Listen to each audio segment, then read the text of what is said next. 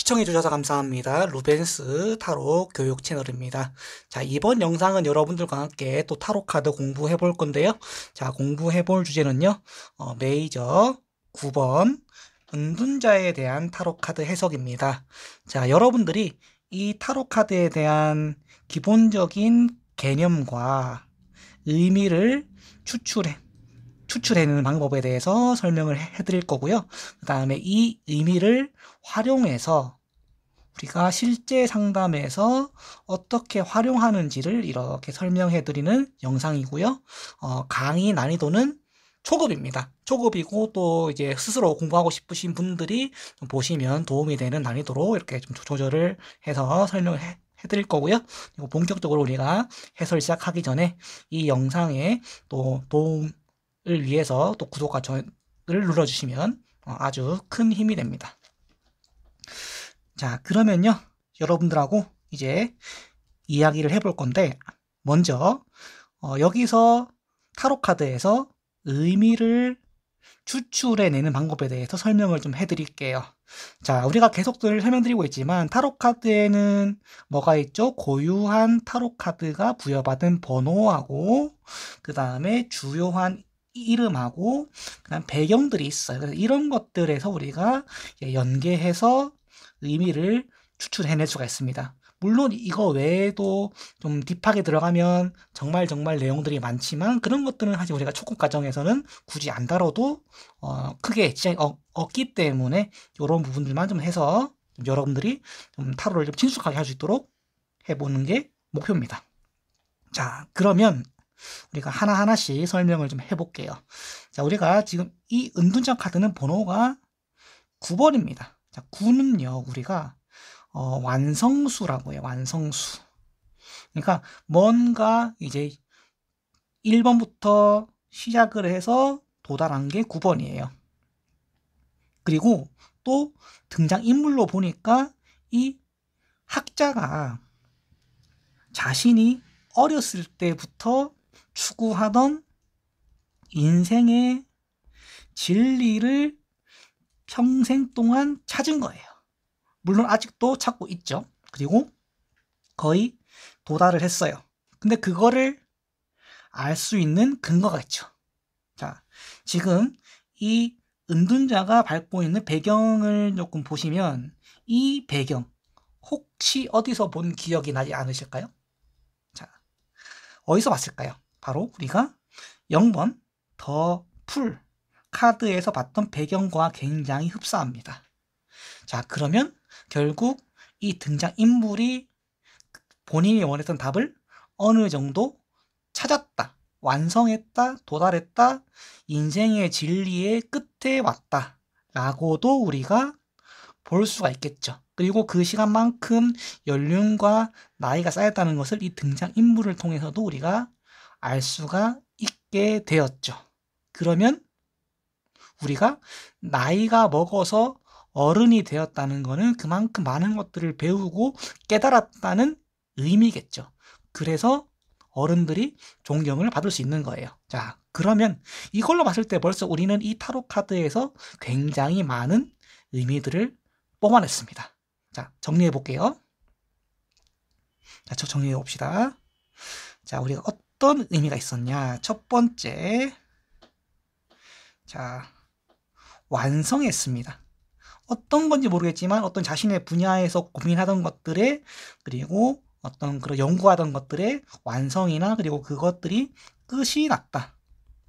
그런데 이제 문제는 뭐냐면 이 완성이 우리가 좋은 결론으로 났는지 아닌지는 우리가 알 수가 없고 또 궁금하단 말이에요. 그럼 그건 어떻게 났냐? 나중에 우리가 또 설명을 또 하겠지만 보조 카드라는 개념이 있어요. 그래서 이 카드를 긍정의 기운으로 보느냐 부정으로 보느냐라고 따질 수 있는 보조 카드를 또 뽑아서 나중에 또 심도 있게 다뤄볼 수 있기 때문에 그런 초급 과정이 끝나면 또 여러분들과 함께 또 순차적으로 같이 해볼 건데, 어쨌든 지금은 이 카드는 내가 무언가 어떤 방향인지 모르겠지만 끝났다, 완성했다, 요렇게 우리가 보면 되는 거고요.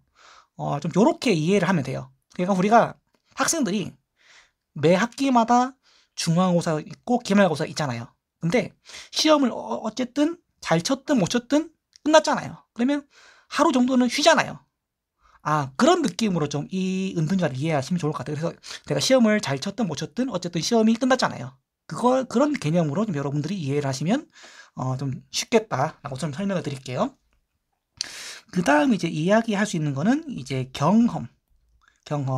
왜냐하면 이 등장인물이 그동안 내가 이렇게 나이가 들은 어른이 될 때까지 쌓아온 경험들이 있다라는 거예요. 이 경험이 굉장히 중요하다라는 거. 그래서 내가 보고 느낀 것들, 이런 것들, 그리고 활동적인 것들, 그리고 또 하나 또 이해할 수 있는 거는 이제 뭐 이런 것도 조금 이제 할 수 있을 것 같아요. 깨달음. 무언가 깨달았다. 사실 뭐 이거랑 이거 비슷한 이야기긴 한데 어쨌든 그런 느낌도 있고, 아니면은 좀 이거를 좀 더 약간 돌리면 연륜 있는. 그래서 아마 대다수의 타로 책이나 또 저희가 또 쓴 자료나 이런 것들을 모두 통틀어 봤을 때도 보통 이제 요런 류의 단어들이 좀 많이 들어가 있을 거예요. 뭐 여러분들이 타로 카드를 샀던 책자도 그렇고 대다수가 다 이런 느낌의 단어들이 있을 거예요. 그러면 여러분들이 이걸로 이제 그러면 요런 과정을 통해서 요런 단어들이 완성이 되었다라고 이렇게 우리가 이해할 수 있는데, 그러면 이것들을 가지고 우리가 어떻게 실제로 상담이 가능한지 또 같이 연습을 좀 해보도록 하겠습니다. 자, 우리가 사실 타로 상담의 주제는요, 굉장히 많아요. 보통 우리가 통상적으로 알려져 있는 거는 한 12가지나 한 13가지, 뭐 14, 뭐 이렇게 좀 대충 그렇게 있는데, 근데 요것들을 사실 우리가 알고 보면은, 크게 한 3, 4가지로 압축이 돼요.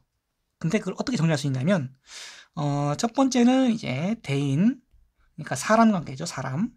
그러니까 여러분들 흔히 궁금해하는 뭐 속마음, 뭐 관계, 이런 것들이 다 대인 범주 안에 다 들어가요.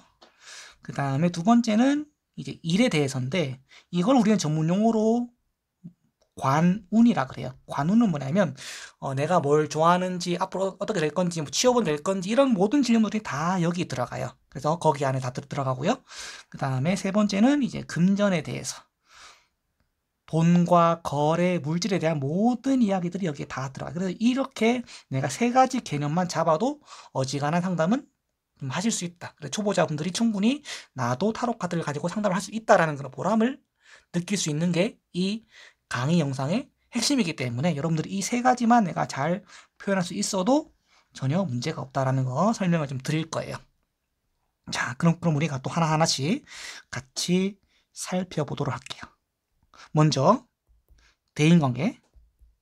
자, 첫 번째, 요런 느낌의 단어를 쓰면 좋을 것 같아요. 뭐냐면 고지식하다라는 좀 표현을 좀 쓸게요. 이거 조금 약간 표현이 좀 홀다지만 고지식하다. 왜냐면 이 등장인물이 자신의 답을 찾기 위해서 그것만 보고, 앞만 보고 달려왔기 때문에 다른 거에서는 조금 융통성이 없을 수 있어요. 그래서 자기 분야에서 일은 잘할 수 있고 지식은 되게 뛰어나지만 그것과 별개로 융통성이나 그런 부분들은 좀 떨어질 수 있어요. 그러면 예를 들어 연인 관계에서 은둔자라고 한다면, 뭐 예를 들어서 그 상대방이 자신의 분야나 회사에서나 직업적으로나 그런 분야에서는 되게 잘할 수 있지만 연애 스킬은 조금 능통하지 못할 수 있단 말이에요. 그래, 그런 부분들을 좀 감안할 수 있는 그런 것도 고려를 해야 된다는 게 바로 이 은둔자 카드예요. 자, 하나 더 해볼까요? 자, 직장이라고 해봅시다. 직장. 자, 직장에서는 요렇게 생각하면 돼요.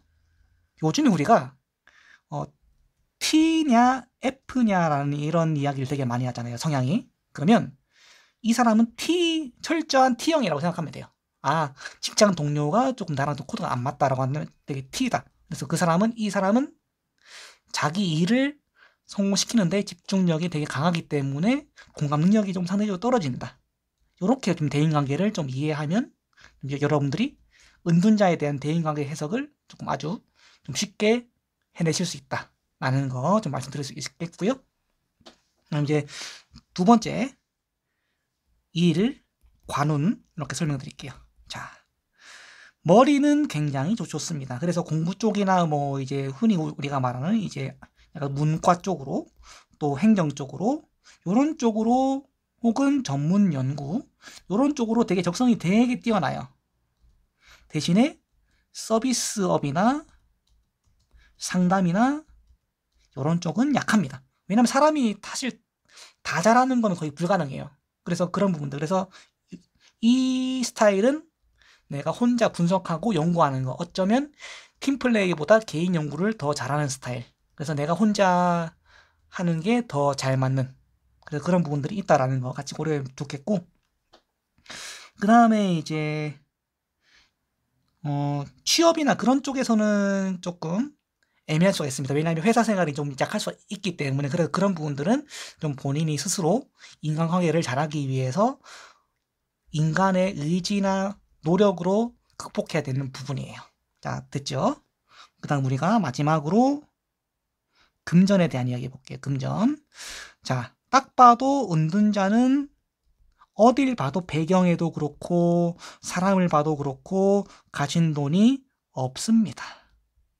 대신에 명예나 자존심이나 그런 부분들이 굉장히 중요하죠. 그래서 예를 들어서 돈보다는 내가 하고 싶은 일을 더 하는 스타일.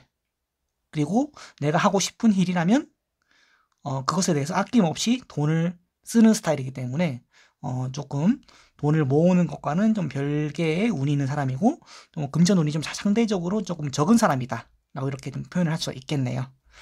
자, 그러면 우리가 이제 은둔자에 대해서 아주 기본 개념으로 함께 살펴봤는데요.